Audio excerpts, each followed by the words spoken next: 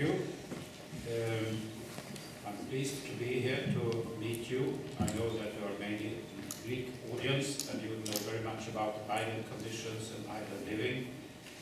And I think you will recognize some of the experiences I will talk about here. I represent the organization European Small Islands Federation.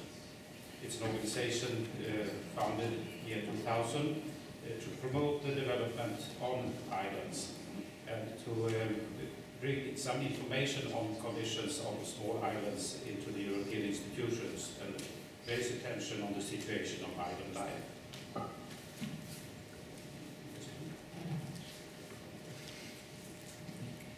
We used to say that the smaller the island, the bigger the problem. A very small island has usually only a few inhabitants, a few hundred inhabitants or a few thousand inhabitants. Anyway, it's relatively seen a small island. And this means that they have to solve very many problems on very few inhabitants. Also, a small island usually has no regional administrative authority. They don't control the financial situation, they don't control the tax situation, they don't have their own parliament and take their own decisions in the same sense as bigger islands on a regional level. This comes back to a problem since the European Union is dividing the world into NUTS regions, which is very important for development situation in different programs. Small islands then has to often rely on voluntary associations to represent their interests. This can be associations of farmers, of fishermen, of different interests, but they usually don't have this traditional democratic institution that can really take their voice to the larger centers. I will show you some slides just to show the situation on small islands. Maybe you recognize the situation eventually somewhere in Greece. This picture is from Scotland. You can understand the situation to get ashore in this place when there's a bit more waves coming in. There are about 1,200 small islands in Europe. More than 400,000 inhabitants living on these small islands. These numbers are from the members of these in organization. It's approximate figures, of course, because definition of small islands is always very interesting. What is an island? What is a small island? Etc. etc. If you go to the European institutions, island is not a very simple thing to define. For instance, islands that has less than 50 inhabitants is not counted as an island by definition in this house. There has to be more than 50 inhabitants. Surrounded by water is not good enough. There have to be more than 50 inhabitants. You have to be more than 1.5 kilometers long. You have to be more than a certain distance from mainland, etc. etc. And I understand that when you come to mountain areas, you have even more discussions on the definitions of what is mountain, where does it start, where does it end, etc. Okay. But on just simple things as definitions are also sometimes very important. Some figures just to show the variation. Some countries have very many islands. They are usually very small, and some islands have not so many islands. If you see, for instance, in Italy, 100,000 inhabitants, there are 180,000 inhabitants of 29 islands. Then you can go to Sweden with more than 500 inhabited islands, but only 32,000. So the variation is very big among the European countries. There's supposed to be more. There are more things. 89 inhabited islands. This picture is interesting because of the administrative differences in different countries. Here you can see an area where you have islands that are on regional level and also islands that are not on regional level. Shetland, Orkney, and Western Isles are regions and have special attention and also have special support in cooperating with other regional areas that can promote their interests. But apart from these regions, those three regions, there are also very many small islands that are not regions on their own. But also, if you go, for instance, to the Orkney Islands, which is the, what is color? Lila? Something like that. purple island in northern Scotland, you will find an area with something like 25 different islands, something like that. One is Orkney mainland, and the rest are very small islands. Most people live on the mainland area, and the others live on small islands. And the situation of the life on these areas are very different. So you have this situation with big islands and small islands, and regions and parts of regions. But they all have to meet the challenges. The challenges are different in size, but they are generally the same. They are about employment, finding job, finding something to live on, work to do, housing, and service. I will come back to these things. If we start with employment, we have the traditional skills. The traditional employments are the old skills like in farming, fishing, etc. But also there are new forms of employment coming into the islands that can be, if you have the right technique, right communication, electronic communication, etc., you can start new professions on islands as well, where distance is not the problem. You can also make your living on the help with new technique. But the importance is to find employment. Housing is also a problem on islands, very much on small islands. There is really actually competition on housing. I think you have experienced from this also in Greece. Houses that sometimes were not very expensive are today very attractive for tourists and can be cost very much money, go for high prices. So maybe the local people, the young people on the island can't even afford to buy the houses, even if they are old and not very modern. Also, there are very many ideas on the conservation, on how small societies on islands or in mountain areas, how they should look like, to just a picture of traditional style and so on. So conservation ideas make it sometimes quite difficult to build new houses in traditional areas, close to water, close to harbor, etc. Competition on housing is a raising issue. Service, of course, public service and commercial service. Public service with communication, schools, IT solutions, broadband, etc. is very important, but also commercial service is very important. These are the main challenges on the small islands. But there are, of course, very important positive factors. There is a very important cultural heritage on the islands.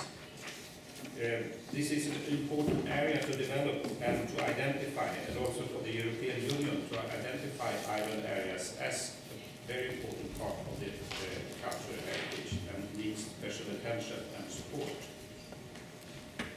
This is a lobster fishing guy from Ireland. Natural heritage. Islands and also the seas surrounding the islands, the shores, very many interests goes together on these spots, and this brings a lot of discussions on how to preserve, how to use this heritage in a positive way. Very many people want to experience this heritage, both the culture and the natural heritage. These are strong, very important resources for the future. Here is a picture of a small island. I think this picture shows something about the situation on housing. It shows the competition. You can see the small island over there, a bit far out. It was actually established, this is from Sweden. The king gave the island free to fishermen if they wanted to fish, to get food. They could build for free on the island, and they didn't have to buy any land. And there were very many fishing boats in those areas. Today, there is no fishing boat at all. All houses have turned to summer houses, and the village is quite black in winter time. And the house prices on that island is about the same as in central Stockholm. So this is a very rapid change in how you value these kind of areas. And this needs supporting legislation, how to protect areas from just transforming from something that we really wanted to protect them from. Challenges is also specialization of economic activity and the reliance on the primary and tertiary sectors. We talked about agriculture and fishery and so on. And this is, it's difficult to establish the whole change of a production on a small island. And I agree with you, Bill, when you talked about finding the local products, try to do something very good of a very niche products that can really find a way to make a big part of the chain on the spot, on the island, then you can find a better sort of economic activity in that. But you also have a relatively low access to public service and facilities, and this is a very important challenge because you need these services and facilities. So there you have to stress on the authorities to bring this to the islands. And of course, the smaller the island, the bigger the problems. Another transportation picture. This could illustrate, it's not actually from the island of Scilly Islands in England, it's from the island of Egg in Scotland, this one. But got a report from the Scilly Islands in the Land's End outside of Cornwall in Scotland, in England. They have now changed the transportation system, so the last ferry stopped in October, and the next ferry goes in April. 1,000 inhabitants, because it wasn't profitable enough. There is a flight, you can go by plane, very expensive. The plane goes where there is no wind. You can ask people on Land's End if there is no wind between October and April, so they can sit 3-4 days on the airport waiting for transportation. In summertime, very many tourists come in, then the ferry goes. So transportation is a very big problem.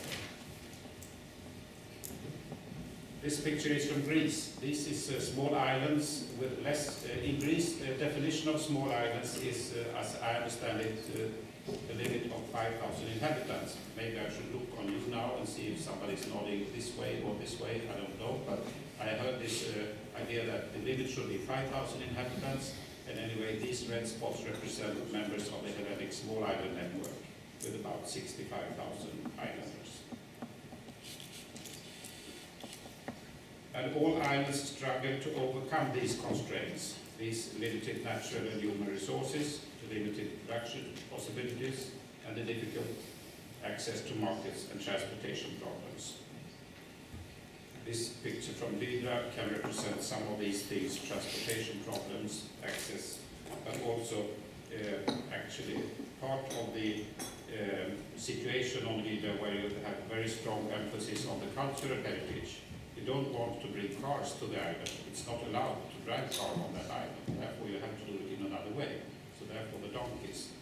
So it seems very old-fashioned, but maybe eventually, as we talked about, maybe it's modern. I don't know. You have to answer to that problem. So what can the EU do for the small islands?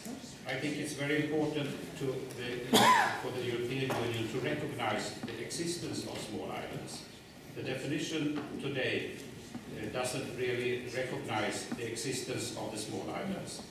This is, of course, a statistical problem about definitions and so on, but it's also a problem for the small islands themselves. We have to raise our voice to be stronger, to tell that we really exist. We know that there is a strong and effective information coming from the organization CPMR, Islands Commission, who is working on a regional level, and some of the islands, for instance in Greece, are on the regional level, and they are represented and well known, and their interests are well brought forward. But for the small islands, we have to raise our voice and try to make the institutions to understand the existence of small islands. And we have to describe our challenges, to give good descriptions, to give pictures, to tell the stories, to tell them how the situation is living on small islands, so that they can recognize the challenges. We also have to bring in, we also have to give attention to the small island situation in the future coming programs and legislation, and we talked about that recently about the forthcoming programs. We have two missions in the European Small Islands Federation: to exchange experience between islands and to influence EU island policy. And we have one member from each country that has small islands. Each member has a national responsibility, and one board member from each association. And you can find more information on the internet about this organization. Thank you.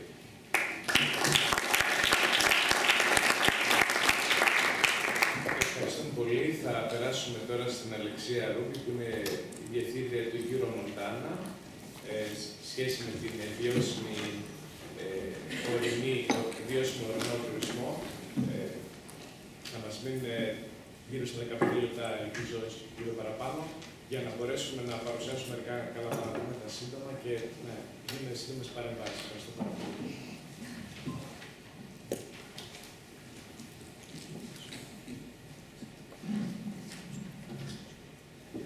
Very much, and thanks for inviting us to have the speech. I'll try to catch up with the delay a bit, and a lot of things, very interesting things have been said already, so it will not be too hard. Euro Montana is the European Network for Cooperation and Development of Mountain Areas. We are a European network like all those years, and we have members in around 15 countries, around 65 members from 15 countries. I'll go quickly on a short introduction about why it is relevant to address islands and mountains together. Then I'll talk a bit about our process towards Mountains 2020, and then I'll focus on sustainable tourism. Why it's very relevant to address mountains and islands and also sparsely populated areas together, because they are overlapping in several areas. This is the map recently released by the European Spatial Planning Observatory Networks in the project Geospace, and you'll see in the grey circles there, this is where you have mountains and islands at the same time. So this is not two separate things, it's an overlapping thing to a very big extent. And together, they represent a very important share of your territory, something like 30 to 40% of the European landmass, either mountains or islands. And they have very common challenges. Our vision our inviting MEP said at the beginning is really we're trying to be positive about the potential of these territories and not be miserables. We try to approach mountains as territories with potential, territories worth investing in, and territories with a future. And we say that they are territories with opportunities for Europe, territories which contribute. So they have a lot of strengths. I will not spend a lot of time on these because you will know them, the culture, the nature, the heritage. We've talked about them a lot. And also a lot of weaknesses, but let's focus on the strengths also. So approaching sustainable development of islands and mountains is really how we can build on their assets to overcome the weaknesses, and how we can invest smartly, maybe in a focused way, in close connection with the needs. And there we join up with the bottom-up approach, which has been detailed before. And for this, we need to find the key drivers on which we must focus the intervention to maximize the spillover effects. In other words, find the thing that is going to bring the development. Not put money, everything on everywhere, but islands or islands.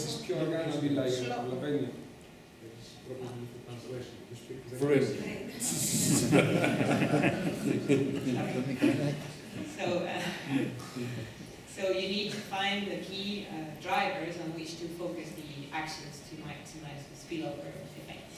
And we have had common actions for mountains, islands, and sparsely populated areas. We have a group 174. 174 is the article of the European Treaty on Territorial Cohesion, with the CPMR, RLM, SIN here, Insular, and also within this House of the European Parliament, there's an intergroup on mountains, islands, and sparsely populated areas, which has voted on a resolution in 2010 on economic development of those areas.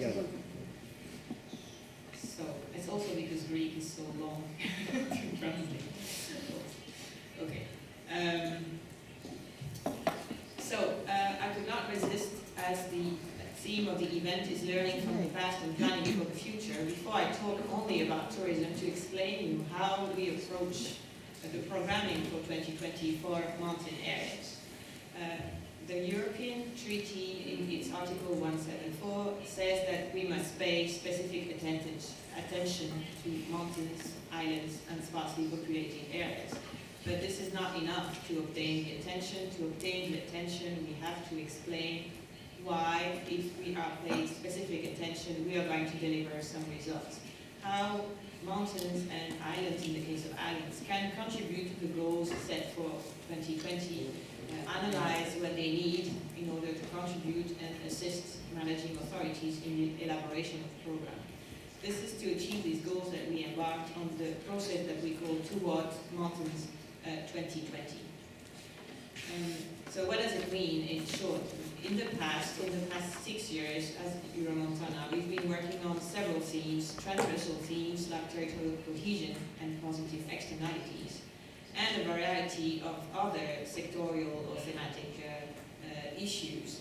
And on this we have delivered a lot of reports, events like everyone has to. But now the question is, with the new framework that we are proposed by the European Union in quite top-down way, with everything that has been presented by Elad before.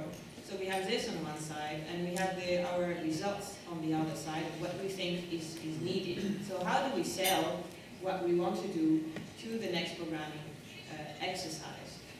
How do we formulate our needs so that they're listened to? And so we have these three components of the European 2020 strategy of smart, sustainable, and inclusive growth, which has been detailed in these 11 thematic objectives of the common strategic framework. I'm saying all the buzzwords now.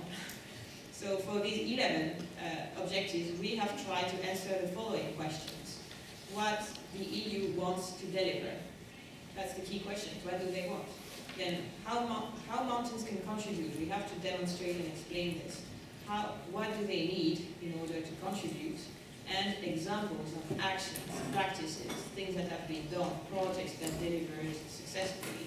So all this we have compiled in this document. You have the cover here.